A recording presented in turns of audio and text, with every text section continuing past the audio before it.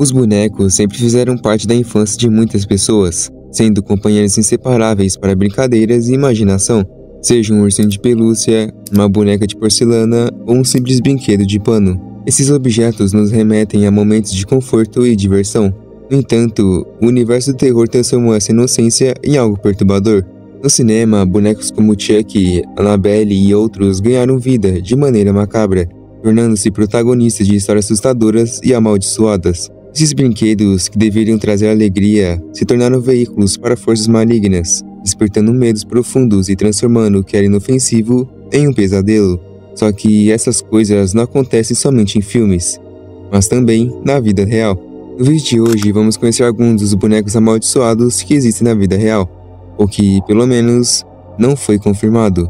Mas antes de começarmos, já sabe, né? Deixe aí seu joinha e se inscreva caso não for inscrito. E claro, ative as notificações para não perder nenhum vídeo novo do canal. Agora sim, vamos para o vídeo.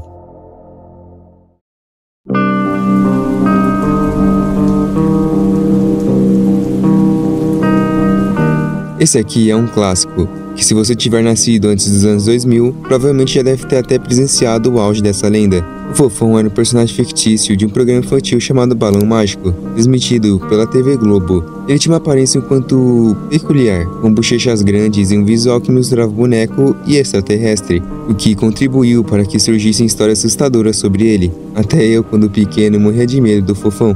A lenda do Fofão é uma das lendas urbanas mais populares no Brasil, principalmente entre as crianças dos anos 1980 e 1990. A lenda em torno do Fofão começou quando os bonecos do personagem foram lançados no mercado. Rumores se espalharam de que o boneco era amaldiçoado e que dentro dele havia uma faca ou punhal escondido. Esse mito ganhou mais força ainda quando algumas pessoas abriram o boneco e realmente encontraram uma estrutura de plástico que realmente se parecia com um punhal. Mas os criadores explicaram que aquilo na verdade era só um suporte, e estava ali para segurar melhor a cabeça do boneco, mas acabou sendo confundido com uma faca. Outra versão da lenda que também se popularizou afirmava que o boneco do Fofão também estava ligado a rituais satânicos, que supostamente ele teria sido criado com influência de magia negra, e possuir boneco em casa traria má sorte e até mortes misteriosas. Algumas histórias dizem que o boneco foi amaldiçoado e que ele atraía espíritos malignos, tornando-se um canal para forças sobrenaturais. E para piorar ainda mais toda essa situação, muitas crianças relatavam que o boneco se mexia sozinho durante a noite. Em algumas versões, o Fofão até aparecia em pesadelos, como se estivesse vivo e ameaçando as pessoas. Essa ideia de que o boneco poderia se mover por conta própria alimentava o medo infantil, e relatos de experiências sinistras associadas ao boneco começaram a surgir. Embora tudo não passasse de simples histórias, muitos pais preocupados chegaram a tirar o boneco de circulação e até destruir os brinquedos. Houve relatos de pessoas que até chegaram a atacar fogo no boneco, uma tentativa de exorcizar o mal que supostamente estaria ali.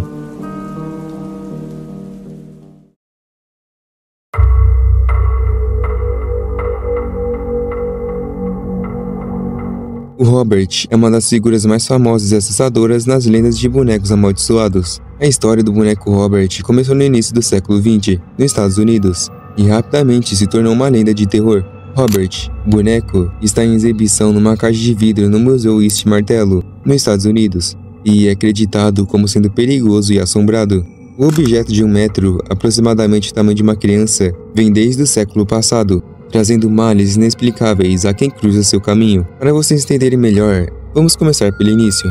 Robert Eugene Otto, também conhecido como Jenny, era uma criança que vivia em Key West, na Flórida, no início dos anos 1900. Quando ele tinha cerca de 4 anos, uma empregada de sua família lhe deu um boneco feito à mão, de palha e pano, em tamanho real, feito à sua semelhança, que o menino batizou com seu próprio nome, Robert.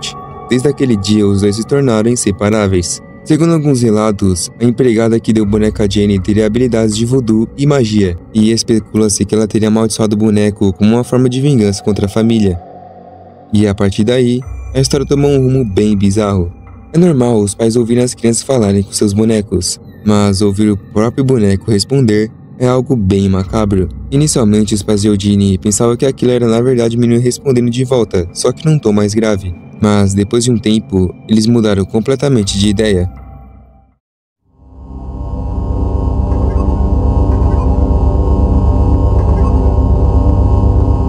Durante a calada da noite, móveis eram arrastados e passos de alguém correndo podiam ser ouvidos pela casa. Tudo isso enquanto Eugene dormia. Várias vezes o garoto acordava gritando e dizendo que o boneco estava derrubando tudo. Além disso, objetos na casa começaram a se mover misteriosamente ou quebrar sem explicação. Jenny, que obviamente ficava assustado, dizia que era o boneco Robert quem fazia essas coisas. Seus pais duvidavam, mas começaram a perceber que os acontecimentos estranhos ocorriam com mais frequência quando Robert estava por perto.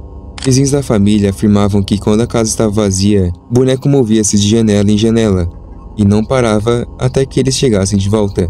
Se você conseguir imaginar bem esse cenário, conseguirá ver o quão macabro, perturbador, era isso tudo.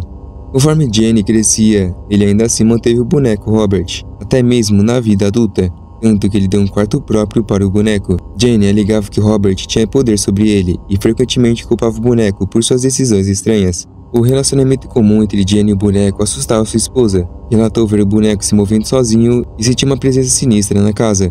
Após a morte de Eugene, o boneco foi abandonado no sótão de sua casa. A nova família que comprou a casa incluía uma garotinha de 10 anos de idade, que logo se tornou a nova dona de Robert. Mas não demorou muito para que a criança também acordasse gritando de madrugada, afirmando que Robert tentou matá-la. E como eu falei, nos dias de hoje, o boneco se encontra exposto no Museu Fort East Martello, na Flórida. Caso algum de vocês queiram tirar uma foto dele ou com ele, devem pedir educadamente ao boneco, e se ele não concordar, sua cabeça inclinará para o lado. Dizem que quem tirar uma foto de Robert sem sua permissão será amaldiçoado.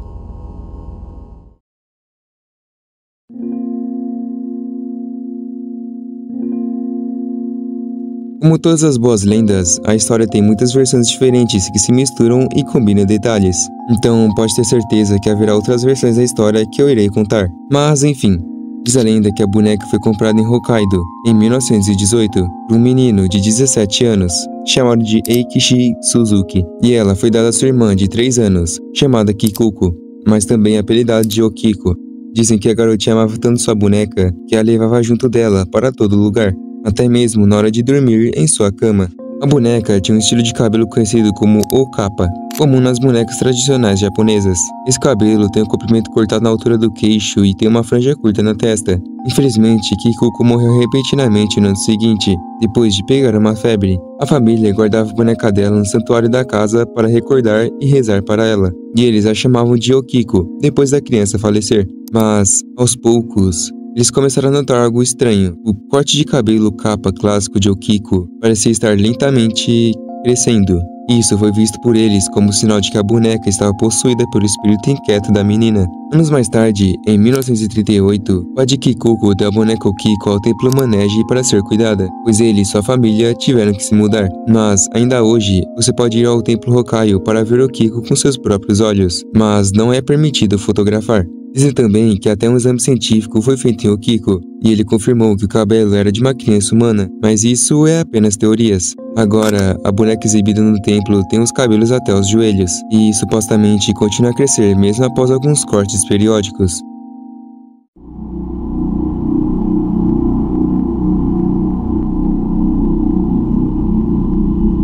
Essa aqui, até mesmo quem não gosta de filme de terror deve estar familiarizado com a boneca Annabelle, que apareceu pela primeira vez nas telas na saga de terror Invocação do Mal, iniciada em 2013, que aliás é minha saga favorita de filme de terror. A figura macabra, que já ganhou 3 filmes próprios, não existe apenas na ficção, mas na verdade ela é inspirada em um brinquedo real, e originalmente não tinha nada de sombrio. Uma boneca com uma aparência inofensiva, mas que continha algo bem macabro por trás. Bem diferente do que vemos nos filmes do universo de Invocação do Mal, a verdadeira Annabelle não tem a aparência sinistra de sua versão nos cinemas.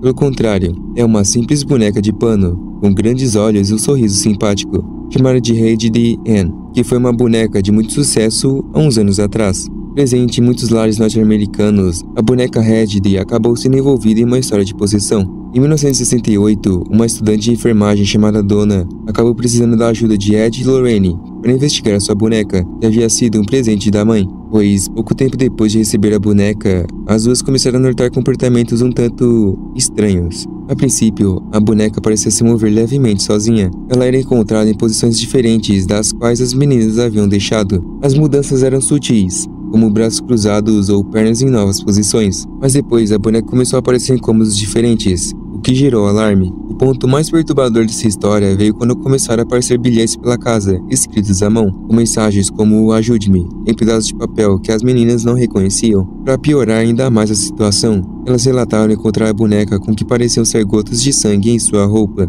Assustadas com toda a situação, Donnie e Andy buscaram a ajuda de um médium, que revelou que o espírito de uma menina chamada Annabelle Hings estava preso à boneca. Segundo o médium, Annabelle tinha morrido jovem, e seu espírito se sentia confortável com as duas moradoras, pedindo permissão para morar na boneca. Comovidos com essa história, Donnie e Andy permitiram que o espírito ficasse, mas mal sabiam elas que essa seria a pior decisão de suas vidas. Os fenômenos ficaram cada vez mais intensos e bizarros. Lou estava frequentemente no apartamento, começou a ter sonhos vívidos e perturbadores com a boneca. Certa vez, ele até acordou com marcas de arranhões inexplicáveis em seu corpo, o que os levou a acreditar que o espírito que possuía a boneca não era benevolente.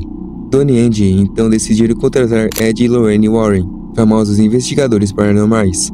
Os Warrens, ao investigarem, concluíram que a boneca não estava possuída por uma criança, mas sim por um espírito demoníaco, que estava manipulando as jovens para se aproximar delas e, eventualmente, possuir um ser humano. Os Warrens realizaram um exorcismo no apartamento. Ela foi colocada em uma casa de vidro, especialmente construído para ela no Museu Oculto dos Warrens, em Monroe, Connecticut, onde permanece até os dias de hoje.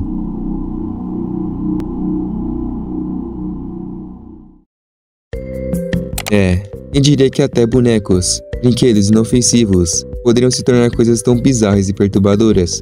Bom pessoal, esse foi o vídeo de hoje, e como de costume, já deixa aí seu like e se inscreva caso ainda não for inscrito. Caso queira me apoiar de forma mais direta, você pode se tornar membro ou dar um valeu. E segue lá no Insta se quiser me acompanhar mais de perto, ok? Muito obrigado e até a próxima!